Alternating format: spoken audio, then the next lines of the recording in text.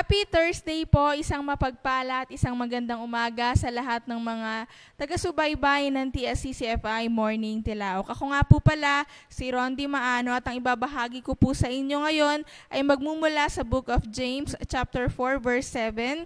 Sinasabi po dito, "Submit yourselves therefore to God, resist the devil, and he will flee from you." Let us pray po. Father Lord, salamat po sa umagang ito, sa ipinagkaloob mo sa amin na panibagong pag-asa, karagdagang buhay. Salamat sa iyong mga kabutihan, Panginoon. Dalangin ko po sa umagang ito na samahan kami ng iyong banal na espiritu sa pakikinig, pag-aaral ng iyong mga salita at magsilbi po ito, magdulot ito ng encouragement sa lahat ng mga makakapakinig. Nawa, Panginoon, tumimi ito sa aming mga puso at isipan at truly makapagbulay-bulay kami sa mga nais mong ipahatid sa amin at sa lahat ng mga nakikinig po. Salamat muli, in Jesus' name, Amen. So ito po ay pinamagatan kong may choice ka. So tayo po ba kinukonsider natin yung mga sarili natin bilang mga anak ng Diyos? I believe yes. Lahat po tayo ay anak ng ating Panginoon Diyos. And as God's children po who are saved by grace through faith in Christ, may choice tayo. We can walk in spirit and truth or maari rin tayong mamuhay in the lust of the flesh. And we can yield to the work of the Holy Spirit within or maaari kang mag-submit sa evil influences ni Satan. So parati po tayong mayroong pagpipilian. Kaya yung madalas naririnig natin or sinasabi natin na no choice na eh. Wala nang choice. For me, it's impossible po. Kasi kung madalas lang po or palagian, ang mas pinipili lamang natin talaga ay kung saan tayo komportable. So, ang pinaka-importante po dito sa scripture na ating binasa ay resist the devil and he will flee from you. In order to overcome po yung temptations ng kaaway, tayo ay binigyan ng instruction to resist the devil, resist the temptation, resist the sin, resist the evil. So kapag ang temptation po ay kumatok na sa atin, sa ating isipan, we are to simply say no.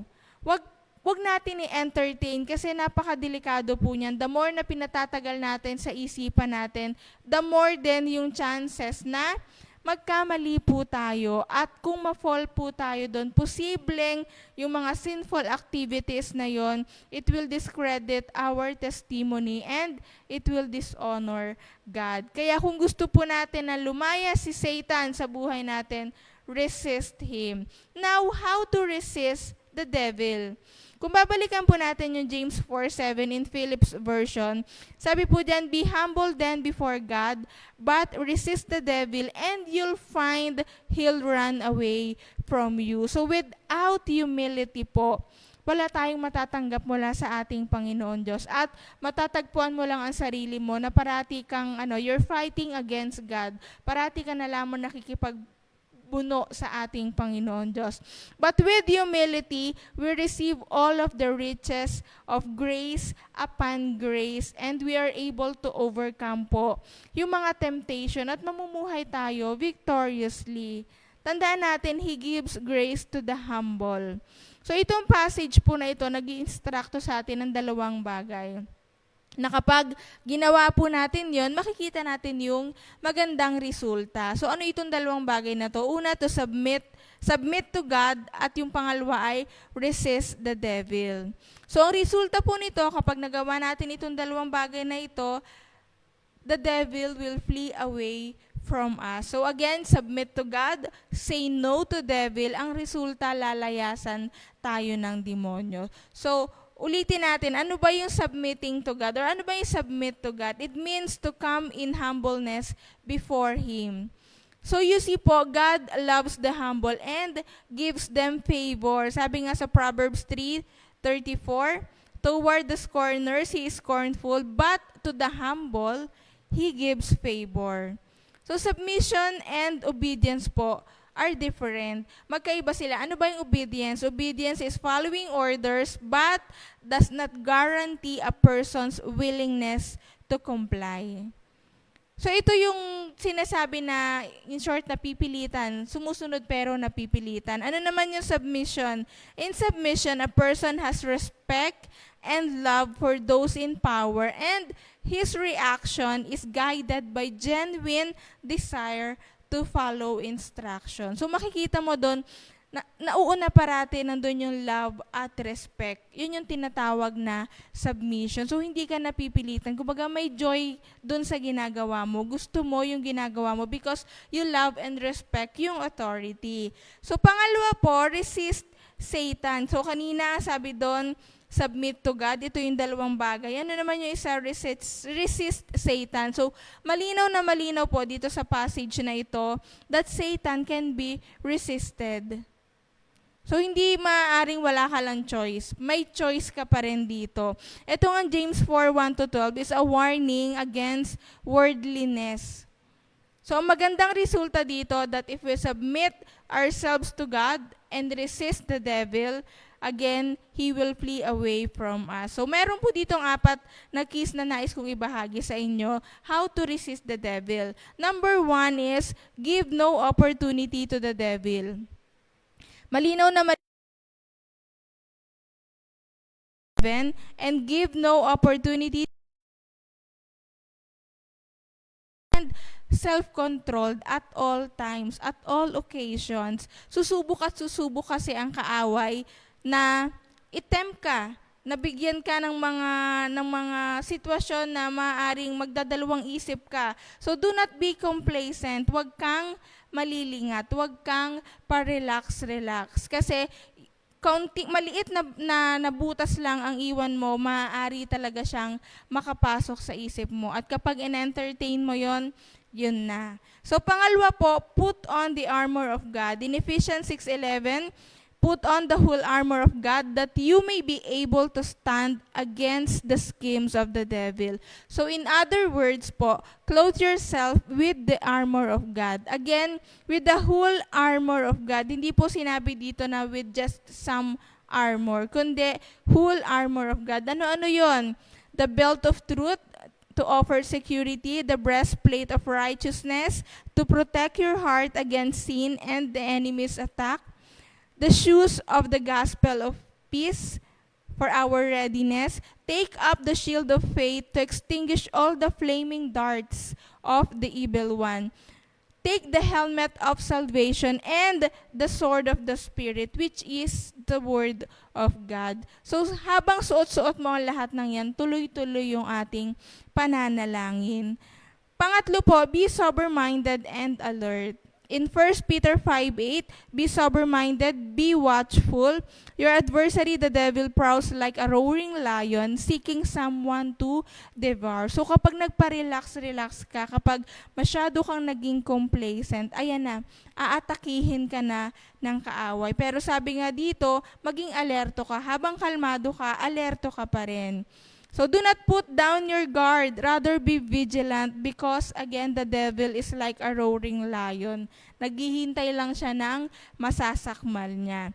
So yung tinatawag po natin na sober-minded individual, ito yung mga kalmado, under pressure, and self-controlled in all areas, and rational po. The devil looks for weaknesses.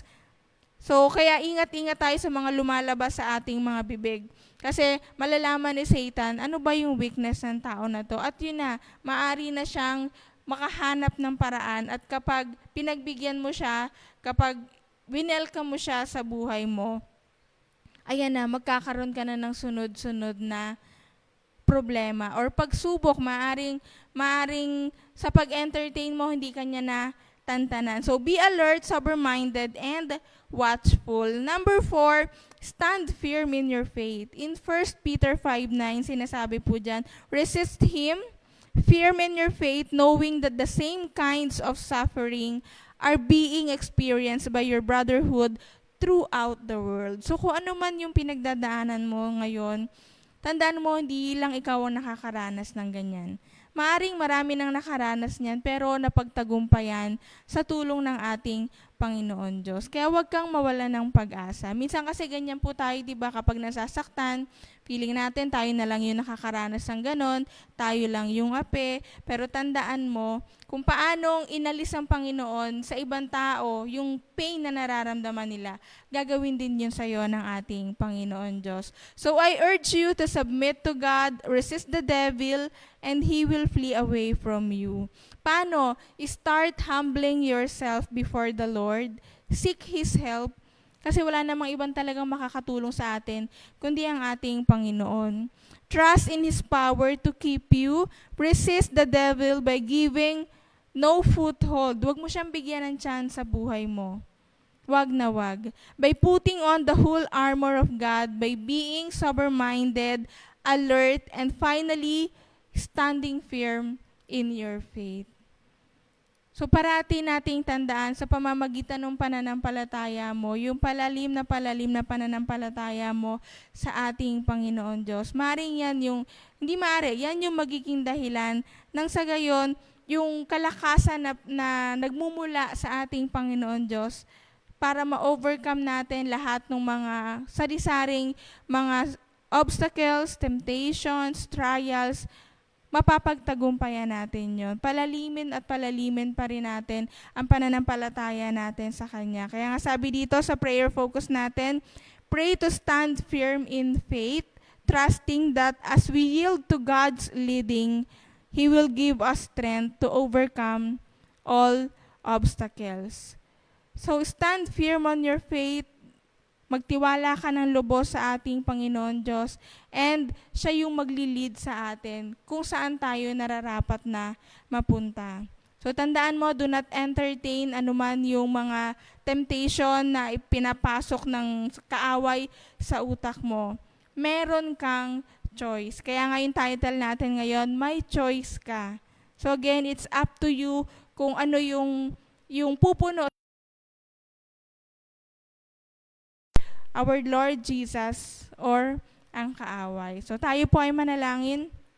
Father Lord, muli po kaming nagpapasalamat sa iyo sa paalala mo sa amin sa umagang ito, sapagkat kung wala po ang iyong mga salita, wala kaming magiging gabay, Panginoon. Salamat dahil meron po kaming mga choices sa mundong ito na binigyan mo kami ng kalayaan na makapamili, Panginoon. Nawa sa lahat ng nakikinig, sa lahat ng iyong mga anak, piliin namin parati yung sa side mo, Panginoon. Piliin namin parati yung makapaglingkod sa iyo. Piliin namin parati yung mga bagay, yung mga gawain na makapagbibigay ng ligaya sa iyo, makapagbibigay ng ngiti sa iyo. Nawa sa bawat mangyayari sa aming buhay, tandaan namin parati na yung kalooban mo, yung masunod parate sa buhay ng bawat isa sa amin. Huwag naming i-insist, huwag naming igiit, anuman yung mga personal naming plano, anuman yung mga personal naming gusto, kundi sa iyo lamang kami mag-rely, Panginoon Diyos. We can make our plans, pero ikaw pa rin po, Lord, yung magli-lead sa amin. Kaya naman po, sa lahat ng aming mga kapatiran, sa lahat ng mga nakikinig, wag mawala sa kanilang isip ang paghingi parate ng tulong sa iyo sa anumang sitwasyon na kinalalagyan namin. And may dalangin ko rin po, Panginoon, na samahan kami ng iyong banal na Espiritu sa anumang desisyon, sa anumang mga choices na aming ginagawa. At tumimo parati sa aming isipan, Panginoon Diyos, na maging mapagbantay kami nang sa gayon hindi magkaroon ng pagkakataon ng kaaway na guluhin ang aming buhay, hindi magkaroon ang kaaway na guluhin ang aming isip. Tandaan namin parati kung paano mo kami mabibigyan ng protection. Yun ay sa pamamagitan ng pagsusuot namin ng whole armor, Panginoon Diyos. Hindi ng piling armor lamang, Lord Jesus, kundi buong buo yun, Panginoon. Salamat, Lord, kasi hindi mo kami pinababayaan, hindi mo kami hinahayaan na lamang na maglakad sa mundong ito nang wala ang iyong mga salita. Salamat sa gabay mo, sa protection mo, at ganoon din yung patuloy naming pananalangin, Lord Jesus, sa bansang Israel, sa mga namumuno dito, wisdom, knowledge, and understanding na nagmumula sa iyo ang ipagkaloob mo sa kanila upang makapagdesisyon po sila nang naaayon pa rin sa iyong kalooban. At sa lahat ng mga kapatid namin na nakikipagsapalaran sa ibang bansa, Panginoon, comfort them kung ano man po yung sitwasyon na kanilang kinalalagyan. Turuan mo sila, Lord Jesus, na manalig sa iyo, na Lord, sa bawat araw ng buhay nila, wag nilang kalimutan ang iyong mga salita, ang iyong mga pangako, na nandyan ka para po i-comfort sila, nandyan ka, ganun din para i-correct sila kung ano man yung mga maling decisions, maling choices na nagagawa po namin. Pero sa lahat ng iyon, Panginoon, samahan mo ang aming mga kapatid na ito na nakikipagsapalaran sa ibang bansa. Alam namin, malungkot, mahirap yung kinalalagyan po nila. Pero hanggat ikaw yung kasama nila, Panginoon Diyos, walang imposible po at truly makakamtan nila yung totoong joy na nagmumula sa iyo. Salamat pong muli, Lord, sa mensahe mo sa araw na ito at pagpalain mo po ang lahat ng mga nakapakinig ng iyong salita. Salamat po. Let thy kingdom come and let thy will be done in Jesus' mighty name. Amen. So muli po, ang aming pasasalamat sa lahat ng mga sumusubaybay sa TSCCFI Morning Tilaok. Patuloy po kayong i-bless ng ating Panginoon Diyos.